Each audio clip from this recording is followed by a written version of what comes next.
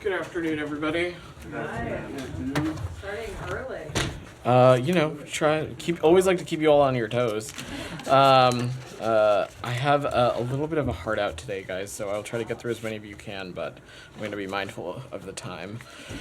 Ellen, would you like to kick us off? Sure, thank you. On Secretary Blinken has made a decision to give Israel more time to rectify the situation with the IDF unit that after deeming that it was guilty of gross abuses of human rights and that Israel has not held it accountable. And separately, there are the four other cases where there was, I believe, a staff recommendation, according to ProPublica, that these other groups had also committed gross human rights violations and the Leahy law should apply to them. And Secretary Blinken waited 5 months, according to the ProPublica article, to make a decision on that. So this is there. The one unit, Netzah Yehuda, is, according to the Israeli military, still operating and operating in Gaza sometimes. There's not much of a sign of urgency from the State Department that there are these Israeli units accused of gross human rights violations, extrajudicial killings, torture, rape, and the death of the U.S. citizen. Question there, Yes, Ellen? getting there. There doesn't seem to be that there needs to be any urgency to protect the Palestinian civilians who are being exposed to these gross human rights violations, including with a postponed decision on Netzah Yehuda.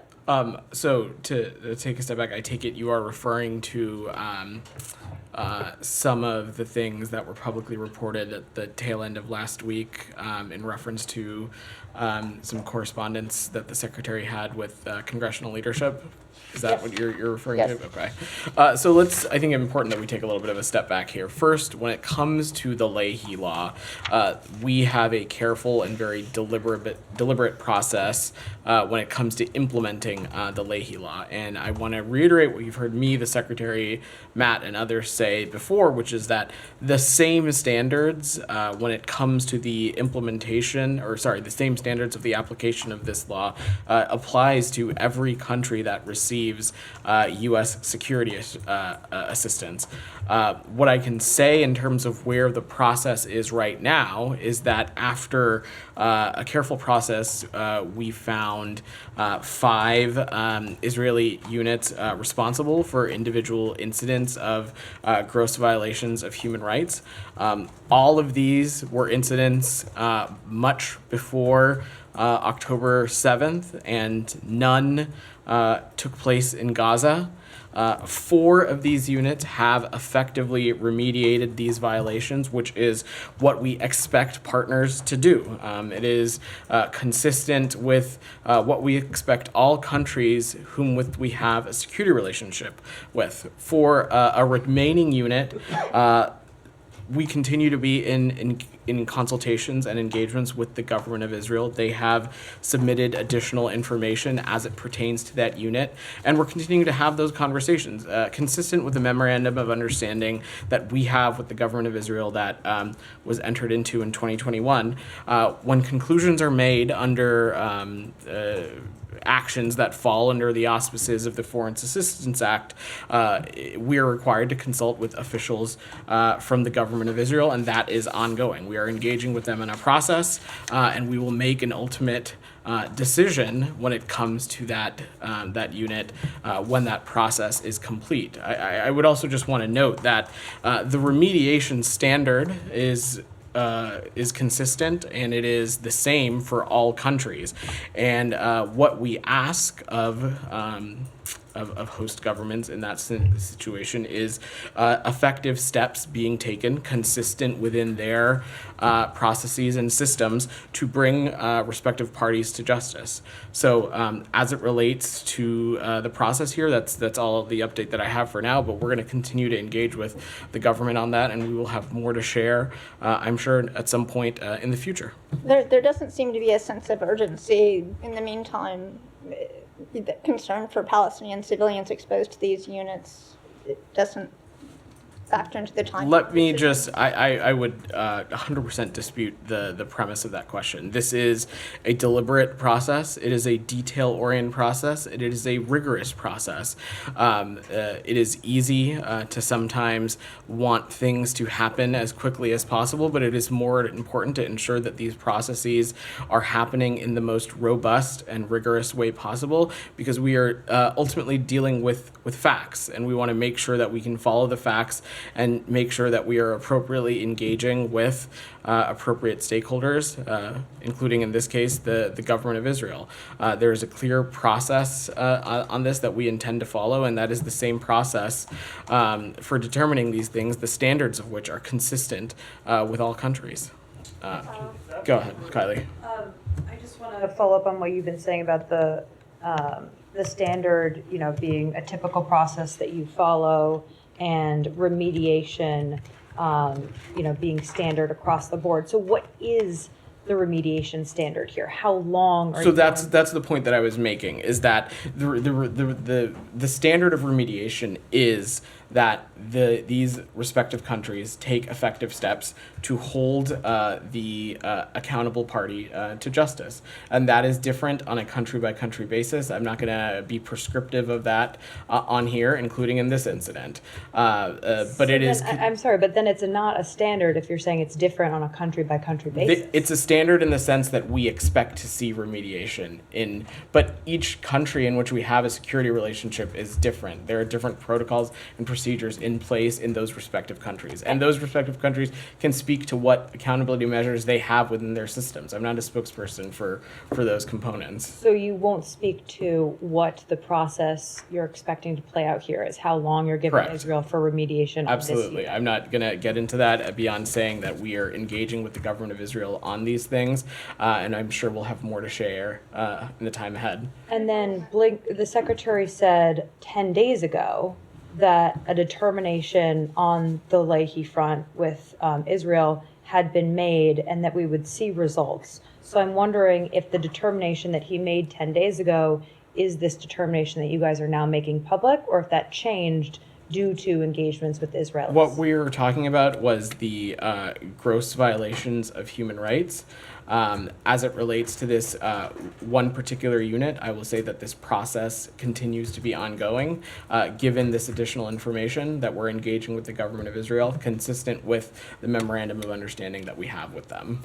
Simon, go Okay. ahead. I'll get to you. I'm sure. So no answer as to if it's changed. What? Sorry. The What? determination 10 days ago, is this, you What- won't say if it's the same determination. What we that were was revised. speaking about was the gross violations of human rights. That's what the secretary was alluding to. I will say that this process, though, with the government of Israel broadly, continues to be ongoing, especially as it relates to this one unit. Just to clarify Yeah. where we are, because this is a bit complicated, the US government has concluded that 5 different Israeli units committed gross human rights violations, but as of now, all of those units can still continue to receive US arms, weapons, ammunition. Well, in 4 of those instances, as I just said, we have seen remediation of those violations, and that is, of course, what we expect of partners. Beyond that, as it relates to this 5th unit, that is a process that is still ongoing. Right. But let me just say, Simon, since you gave me the opportunity, when we're talking about the Leahy Law, what we are talking about are unit and component restrictions when they are found in violation. It is not have bearing on the broader security relationship that we may have with a country, especially a country like Israel, in which we have a longstanding security relationship, the provision of bulk assistance that's gone back many, many years. But as of now, even the 5th unit, where you're unsure whether there's been remediation, they are still eligible to receive US arms. That is the interpretation of the law. Yeah, Correct. and to sort of, I wonder, the public might listen to you say that you've concluded that there are gross violations of human rights, but is there any detail you can give us? What are these incidents? What kind of things are we talking about? Some of the reporting has involved, sexual assaults, the murder, Is there anything you can tell us about what this conclusion is? So I'm not going to get into the specifics of these incidents from up here because overall the totality of this situation continues to be an ongoing process. But I have no doubt that we will have more to share in the time ahead, and that is consistent with the appropriate congressional pieces as well as the engagements with the host government on this. And you're not going going to forward. you're not going to tell us what the units are in question. Again, that is not something that we generally make public beyond through appropriate consultations with legislative bodies as well as the host So government. the U.S. government has conducted a process, found that these units have conducted gross violations of human rights. That sounds very serious, but you won't tell us what those violations were, who committed them, and you're going to continue to send weapons to them. That is a process that is consistent with the standards that we have with other countries as well. You have to remember, Israel is a country in which we have a long-standing security relationship with. Other countries similar in this grouping, I would say, would include the government in terms of the kinds of relationship we have, include Ukraine, include Egypt, and in those kinds of countries, there is a proactive vetting of the whole security universe, a constant evaluation in close consultations with our embassies and consulates, NGOs, civil society, media reporting on the ground as to assess what is happening in those countries. And so, consistent with that process, I'm not in a place to share publicly the specific components of their security services in which this is applicable to. Sorry, hold on. Is this on this or on the? Okay, let me get to Olivia. Then I'll come to you, Leon. I'm so sorry. Can you talk about within what time frame this new information from the Israeli government reached the State Department? I'm just not going to speak to that specificity on diplomatic engagements. What I can say is that they provided additional information to us, and that is a process that's going to continue to be ongoing. But was that additional information supplied after the Secretary made his revealed that some determinations had been made? I'm just not going to get into the diplomatic engagements that we have. What I can say is that this is consistent with the memorandum of understanding in which we have with Israel to talk about these things prior to any conclusions that are made under things that fall under the Foreign Assistance Act. Generally speaking, are governments under Leahy that we have relationships with bound by a certain amount of time They are within which not. they need to provide evidence or sort of confirm that they have taken steps? They are not. They so are this not. is a completely open-ended Correct. process, and violations can stretch on for an indeterminate amount of time. And at what point then does the department actually take any punitive measures? Well, again, you have to. It's important to remember, Olivia, that each country is different, so it's difficult to talk about these circumstances with a broad brush stroke. What I can say is that there is not a stipulation on timing, but we'll continue to have these engagements, and we will press directly with governments and countries about sharing applicable information. Again, in the context of Israel, this is a government in which we have a long-standing security relationship with. There is constant, around-the-clock evaluation and vetting ongoing as it relates to the security parameters and circumstances on the ground. So we are looking at reports. We are looking at public reporting. We're looking at media reporting, just as we would do in any conflict zone, ensuring that there are no violations of international law, no violations of humanitarian law. But that seems to be at the core of the problem here, is that Israel is a unique country being offered unique treatment. They are not being offered unique treatment. There is nothing that I have outlined here that is inconsistent with the Leahy process when it comes to the countries that which we have security You've relationships cited the with. long-standing security relationship and how it might... Because there are some countries in which the relationship we have with them would require us to approach this just slightly differently. Ukraine being an example, Egypt being an example, Israel being another example. But there is not a special treatment. There is not a different standard. What does slightly differently mean? So Israel is a country in which we have a long-standing security relationship. There is a lot of bulk assistance that is going, whether to use an example, things like bulletproof vests or something, in which the government of Israel may choose to want something like that, and then it is then on the central government to disseminate that to specific units or components within their security system.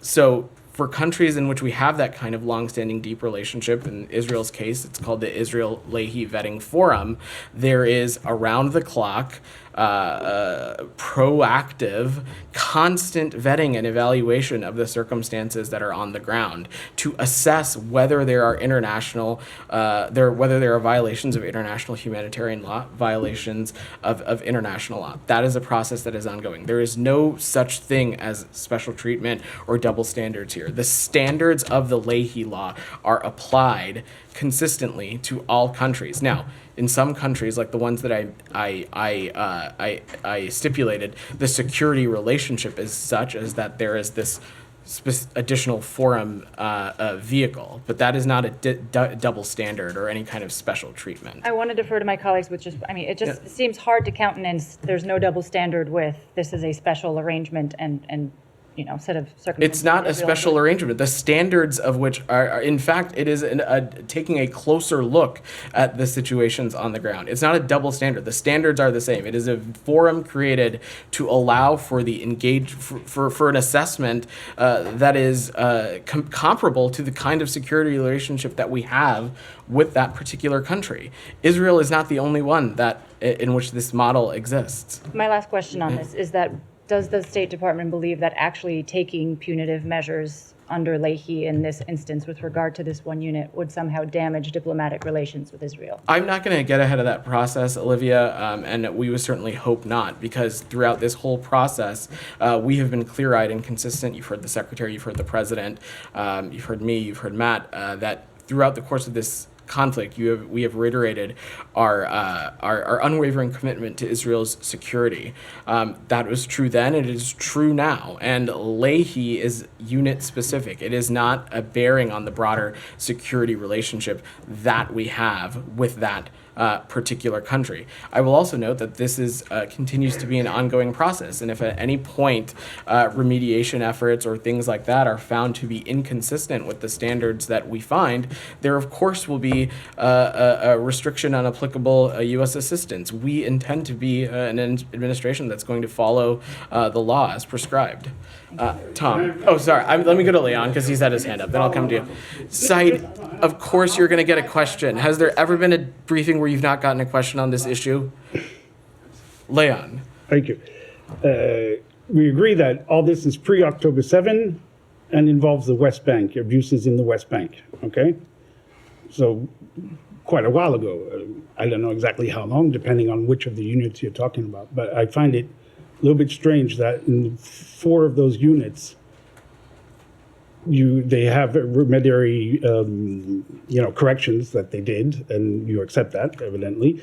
And in this 5th unit, what sort of additional information could have come through all of a sudden in the last couple of weeks that would make it that you are not able to make the determination yet? And then second question, what kind of remediary decisions are we talking about? Disciplinary? What kind of corrections? Can you speak to that? So on the second point, that's up to the host government. The standard that we expect is that they bring the relevant parties to justice. We cannot have some kind of prescriptive metric, given that each country is different and their procedures as it relates to their own government systems and military systems are different. But our standard for remediation, we expect that of all countries in this case. But beyond that, Leon, it is an ongoing process, so I'm not going to get more prescriptive or specific on the relevant details. Tom, go ahead. I'll just follow up on Yeah, that. yeah. I mean, I'm confused. Do you know whether or not the Israelis have remediated this unit?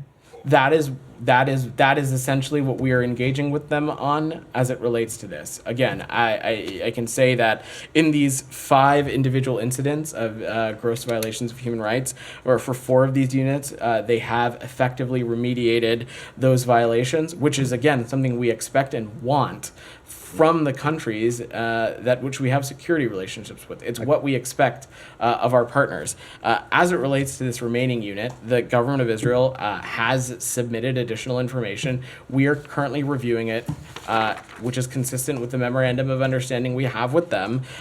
We're engaging with them in a process, and we'll make a decision from there when that process is complete. Okay, but the answer is you don't know. You don't know if they've remediated this unit on these cases, and we don't know what the cases are because you're not. When I say something is mid-process, it's safe to assume Yeah, but that, the law is really clear. So the law says no assistance shall be furnished to any unit of the security forces of a foreign country if the Secretary of State has credible information that such unit has committed a gross violation of human rights. So you've made that determination that they have committed a gross violation of human rights. The exception is that prohibition shall not apply if the Secretary determines and reports to the appropriate congressional committees that the government of such country is taking effective steps to bring responsible members of the security forces to justice. So has the Secretary notified Congress that they are taking effective steps? So I'm not a No, because legal you or don't- technical you don't expert. know, and you just said you don't know if they've remediated. So- I'm happy to check on the specifics of the legal process for But you, that is Tom, the and legal get back process. to So you. according to the legal process, you've determined that they have carried out gross violations of human rights, but you haven't determined they've remediated. And yet the Secretary said on April the 19th you had made the determinations. So I'm just really confused about what changed after April the 19th.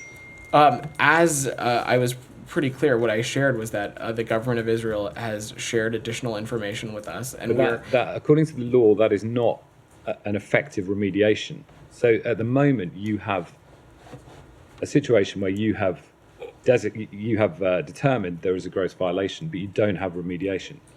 And I can't see any part of the law which says you might decide over a couple of days that it's been remediated and therefore keep the security assistance going.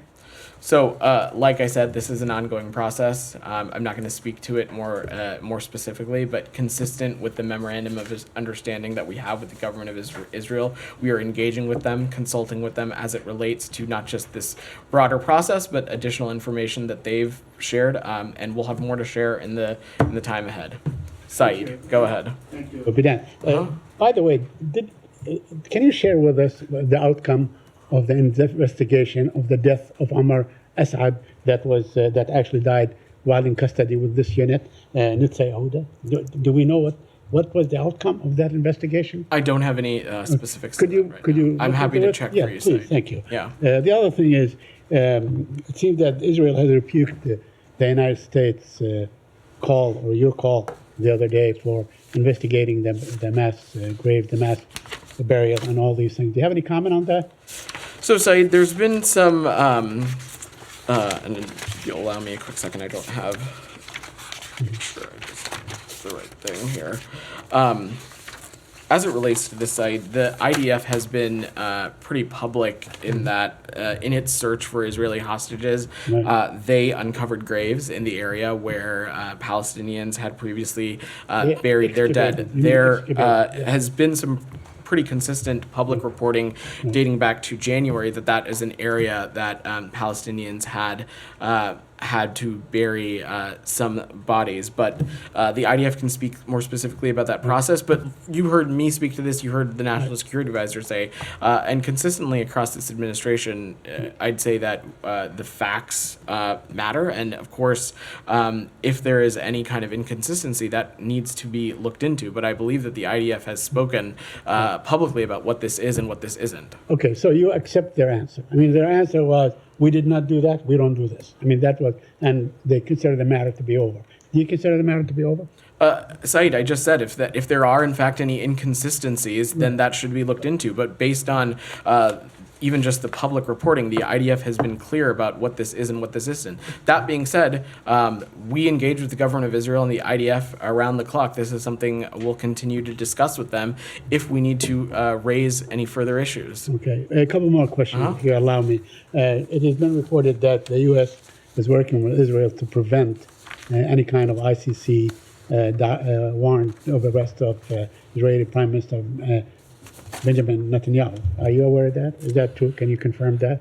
It's important to take a step back here, Saeed, that since this president has come into office, we have worked to reset our relationship with the ICC, and we are in contact with the court on a range of issues, including in connection to the court's important work on Darfur, on Ukraine, on Sudan as well. But on this investigation, our position is clear. We continue to believe that the ICC does not have jurisdiction over the Palestinian situation. Yeah, but you did welcome the warrant, the arrest for Vladimir Putin, correct?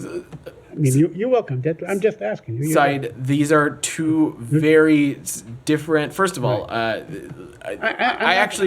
don't appreciate. You literally are, though. You literally are. There is no moral equivalency between the kinds of things that we see President Putin and his and the Kremlin undertake in comparison to the Israeli government. Right, I'm not asking for justification. I'm saying you did welcome it.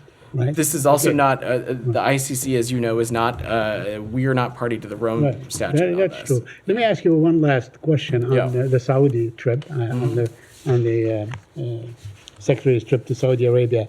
It has been said that the Saudis suggested or came up with a proposal that basically says let's focus on the security issues, arrangement on security issues, the civilian nuclear program, whatever, and leave the normalization, the Palestinian state, to another time when things are more propitious to discuss these things. Can you confirm that to it? Saeed, Did the Saudis submit a new proposal? I'm not going to get links? into the specifics of our ongoing diplomatic engagements, but we remain committed to the long-term goal of a more stable and prosperous and integrated Middle East region, including through normalization and, of course, also including through the advancement of a two-state solution. The Secretary just addressed this in Capri, that this is something that we have continued to be working on as part of a potential normalization process between Israel and Saudi Arabia. It's been something that he himself has been intensively engaged on. But beyond that,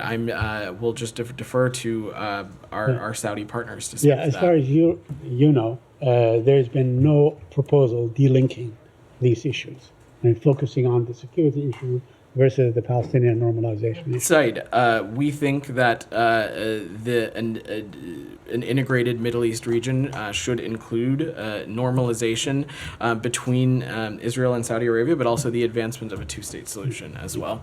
Go ahead, Geeta. Thank you, Badan. On the ceasefire aspect of the Gaza war, the secretary in Riyadh today said that, and I quote, between the people of Gaza and the ceasefire is Hamas, unquote. He met with the Arab foreign ministers. He met with the Turkish foreign minister there. Does the State Department see a role for the Islamic Republic of Iran on this decision by Hamas that everybody's waiting on to whether to take the proposal or not, one way or another?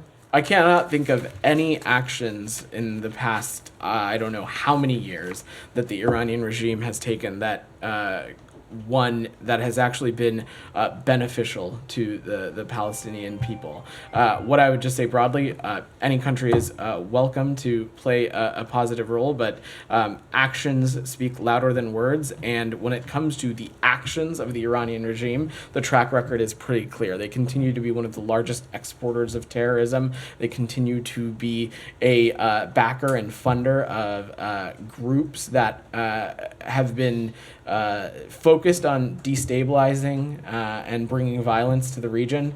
So their actions are pretty clear here.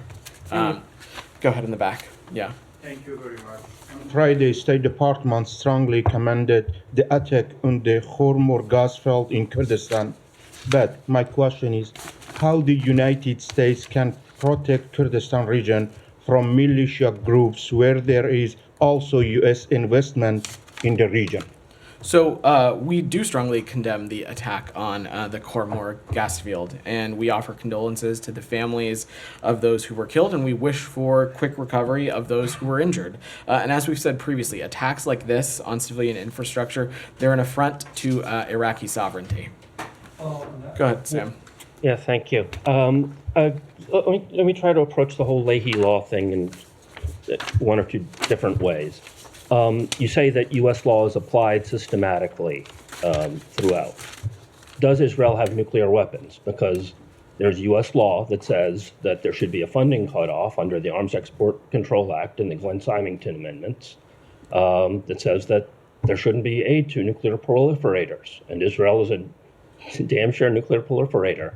But last time I asked, you folks won't even acknowledge the existence of Israel's massive nuclear arsenal. Yeah, I still don't have a comment for you on But that. U.S. Sam. law is applied systematically, but you won't even acknowledge Of the course, existence U.S. law is applied systematically. But you won't even acknowledge the empirical reality of a nuclear weapons arsenal. Don't have anything for you on Okay, that. all right. Let me try a different fact then. Tomorrow there will be a decision issued by the International Court of Justice. Nicaragua invoked the Convention on the Prevention and Punishment of the Crime of Genocide, not just simply, to punish genocide, but to attempt to prevent it in real time. Nicaragua's lawsuit says that it is, quote, enabling Israel to perpetuate genocidal acts, quote. Germany has provided political, financial, and military support to Israel, fully aware at the time of the authorization that the military equipment would be used in the commission of grave breaches of international law by this state and in disregard of its own obligations. As I understand it, Nicaragua is doing this against Germany and not the U.S. because the U.S. has a reservation in the Genocide Convention saying that it will not adhere to any judgments by the International Court of Justice.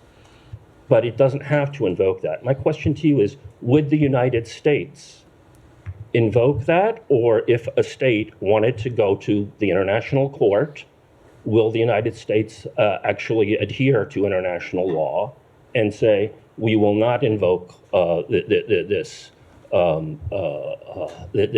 way of bailing out of the legal system? We will actually abide by a court decision.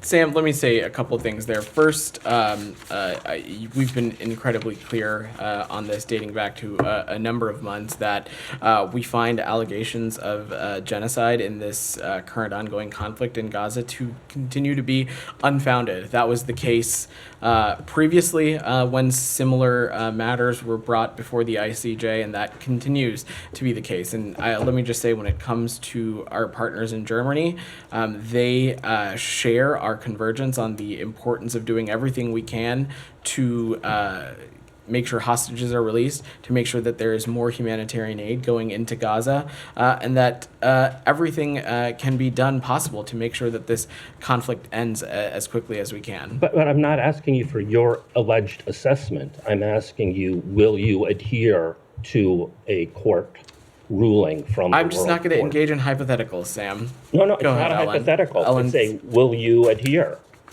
Go ahead, Ellen. I was just going to say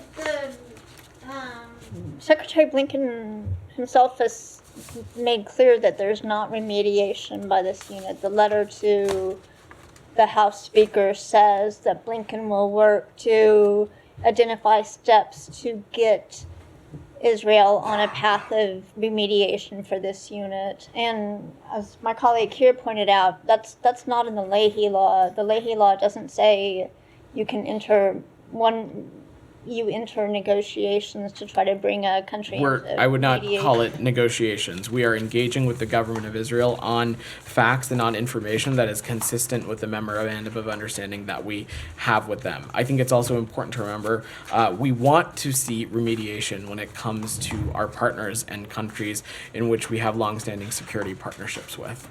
Rabia, go ahead. Yeah. Gaza University protests, which have intensified across American campuses over the past week, with students making several demands, including calls for policy changes and calls for a ceasefire in Gaza. And according to a poll by CNN over the weekend, young Americans under 35 disapprove the administration's handling of Israel's war on Gaza. And, many countries, including your allies in the region, also expect you to change course and put more pressure on Israel. So are these objections and protests considered in policy-making process in this building? And specifically, I'm wondering, will U.S. policy be changed or affected by these protests in any way? Look, Rabia, when it comes to people protesting, sharing their opinions, making their voices heard, that is something that is consistent with the First Amendment. It is consistent with things we see in this country, and certainly people have every right to do so, including people who may have differing viewpoints on foreign policy that we're pursuing. The same would be applied to employees of the federal government. They, of course, have every right to express their opinions and points of view. I've said a number of times before that the secretary, at least when it comes to the workforce, he is incredibly receptive to differing points of view. He believes that that makes him a stronger policymaker, and the outcomes include better and more well thought out policy. And we'll continue to encourage the mechanisms that we have for people to share their points of view. When it comes to protests, though, people continue to have every right to do so. We would just continue to press that they be nonviolent and that they remain peaceful. But will the U.S. policy be changed or affected in any way by When this it comes to the policy that we're pursuing, Rabia, the only real metric for us is what is in the interest for the American people and what keeps the American people safer and more secure. And in our point of view, more humanitarian aid going into Gaza is also good for the United States. The defeat of Hamas is also good for the United States. Ensuring that Gaza can no longer be a springboard for terrorism is also good for the United States. And a two-state solution that brings about greater peace and stability and integration in the Middle East region is also good for the United States. We are pursuing these policies because we believe they are in the interest of the American people. It will bring about greater peace and stability in the region, and it will keep our country and other countries in the region safer. People are allowed to disagree. It is a free country, and they have every First Amendment right to express their points of view and to make them heard, and we encourage people to do so in a peaceful and nonviolent way. DR, go ahead. Thank you, Fidan. A question on the attack on the Khormor gas field in the Kurdistan region of Iraq, as you speak of moments ago. Last time in January, when that field was attacked, you request the Iraqi government to investigate and bringing to justice those who were responsible. And this time we saw the same statement from State Department on that attack. In your assessment, who was or is responsible for this attack, and have you ever get back by the Iraqi government why they are not bringing those responsible into justice, and are they willing or they can't do it? Is that something of your concern? So I don't have any assessment to offer when it comes to a responsible actor there, and so I will just refrain from commenting. One more question on that. As you are pushing or helping or wanting Iraq to get its energy independence from Iran, and that's why you are wavering the sanctions to get electricity from Iran. And this field is one of the alternatives for the Iranian energy supply to Iraq. Do you think that this kinds of attack is a warning to all the stakeholders and parties, including the United States, that getting Iraq independence energy from Iran is not it's not easy to divest Iraq from Iranian independence? Are you considering these attacks into your calculations when you're speaking of Iraqi independence energy from Iran? So I'm certainly not going to speculate on why or why not someone chose to strike an electricity field or a gas field. What I can say, though, is that these kinds of affronts to civilian infrastructure, they are a direct attack on Iraqi sovereignty, and that's why you saw us condemn them. But I don't have anything else beyond that. Michelle, go ahead.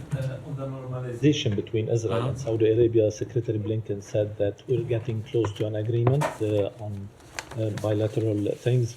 Can you elaborate on that? I can't, Michelle. I'm not going to get ahead of the process here, but the Secretary just last week in Capri was laid out that this is something that we've been working on, including as part of a potential normalization process between Israel and Saudi Arabia. It's something that we've been intensively engaged on, and we believe that this is something that is key to what is our long-term goal, which is a more stable, prosperous, and integrated Middle East region. Olivia. Yeah. Yeah. Public comments by the Secretary this morning, he indicated that a new offer by Israel on the table is extraordinarily generous. Is there a sense that a deal is closer than it has been in recent weeks, or is Hamas the same unknown that it has been?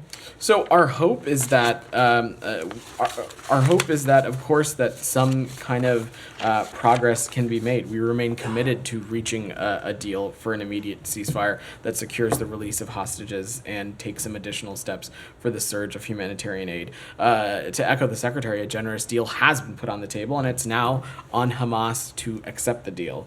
I will just say that currently, what is standing in the way between a ceasefire and some progress for the Palestinian people is Hamas. Go ahead. Clarification on this one, please. Go ahead. Now, the secretary was talking about sustainable calm. What we heard today from the Foreign Secretary of United Kingdom, David Cameron, he was talking about 40 days of ceasefire. Could I'm not going to be prescriptive about this process, Saeed, beyond saying that we're committed to reaching a deal that includes an immediate ceasefire, that includes the release of hostages and additional humanitarian aid. It's something that we're continuing to work towards. As the Secretary said, a generous deal has been put on the table, and really the responsibility now is for Hamas to accept But it. it includes no time. No. I'm not 30 going to days. be prescriptive about the process, Saeed. Go ahead. I just want to follow up on Saeed's question regarding Omar Assad. Now, Netanyahu Yehuda has been cited for gross violations of human rights, including for being responsible for the death of an 80-year-old American citizen, Omar Assad. So that took place almost 2 years ago, 2022, and now you're saying that Israel presented new information and that there's a discussion for remediation of that military unit.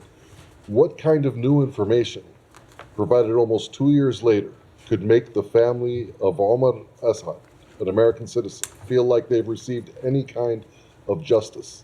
So I'm not going to speak to the specifics of this process because it is ongoing, but remediation is what we want to see in as many of these instances as possible. That is what we expect of our partners, and that's what we expect of countries that we partner with. But beyond that, I'm not going to get ahead of this. I will also note that if at the end of our engagements and discussions in this process with the government of Israel, it is found that processes are inconsistent with what is laid out in Leahy, or if information is inconsistent with what is expected under Leahy, there will of course be a restriction on applicable U.S. assistance. As I said to one of your colleagues, we intend to be an administration that follows the law, and that is also true in this case here. Are you Jani, in touch with the family to explain all this to them? I don't have any specific conversations to read out. Jani, go ahead. On two questions on Russia, North Korea, and China. It has been reported that the Russian ship transporting North Korean weapons is using a Chinese port and is currently docked. What measures is the United States taking in response to China's toleration of arms trade with Russia and North Korea? So, look, Jani, we have this is something that we take incredibly seriously. You saw the Secretary and Matt and myself speak about the closening of the relations we are seeing between Russia and the PRC, especially as it relates to ongoing endeavors, as it relates to the Russian defense industrial base. We think that is not just risky to the region, but it is directly an affront to Ukraine. So we're going to continue to take appropriate steps to hold relevant actors accountable. On Alex, China, go ahead. quick, Yeah. Chinese Foreign Minister Wang Yi met with Secretary Blinken last week. and urged the United States not to step on the forbidden line against China's sovereignty. What specifically does the forbidden line on sovereignty mean? Is this China's red line? So this is not a new position of ours, Janie. Over the course of our engagement with the PRC, since Russia's aggressive, unjust, and illegal infringement on Ukrainian territorial integrity and sovereignty, we have made clear, including to the PRC, that any kind of provision of lethal assistance from the country, from the PRC, would be unacceptable to the United States, and we would take appropriate steps to hold them account should that happen. We reiterated that and will continue to reiterate that in every engagement that we have. Alex, go ahead, and then we're going to wrap. Staying on Russia, then I have a couple more on the South Caucasus. You can get one. Over the Go weekend, ahead. yeah, thanks so much. Over the weekend, Russia arrested 2 more international reporters, one working for AP, another one for Reuters. What do you know about their cases, and do you have any response? Yeah. So I don't have specifics that I can get into, Alex. Again, when in any of these situations involving detention, we're dealing with privacy areas as well. But to take a step back, the Kremlin has an egregious track record when it comes to its crackdown on media freedoms, its crackdown on journalists, its detention of journalists. I would point you no further than the case of Evan Gershkovich, who continues to be wrongfully detained by the Russian Federation, and we're going to continue to do everything we can to ensure the release of both Evan Gershkovich and Paul Whelan. All right, thanks everybody. Thanks. Thanks.